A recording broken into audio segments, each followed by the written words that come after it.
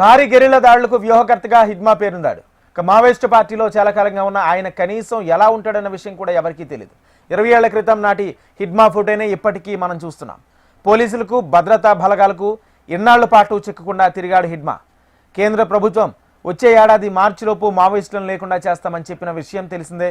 ఇందులో భాగంగా మావోయిస్టులను నిర్మూలించేందుకు కేంద్ర ప్రభుత్వం ఆపరేషన్ కగార్ను పెద్ద ఎత్తున కొనసాగిస్తుంది.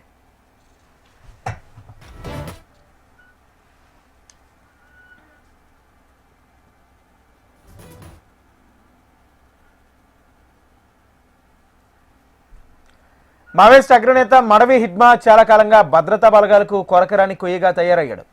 ఇతను దక్షిణ బస్తార్ పరిధిలోని సూక్మా జిల్లా పూవర్తి గ్రామానికి చెందినవాడు. బస్తార్ నుంచి కేంద్ర కమిటీ సభ్యుడిగా ఎదిగిన ఏకైక ఆదివాసీ నేత హిడ్మా. భారీ ఆయుధాలు కలిగిన 350 మంది సభ్యుల మావోయిస్టుల బెటాలియన్ 1కి హిడ్మా కమాండర్గా ఉన్నాడు. ఇతడు ఎక్కడుంటే అక్కడ ఆయనకు 3 అంచెల భద్రత కోసం 100 మంది మావోయిస్టులు ఉంటారు.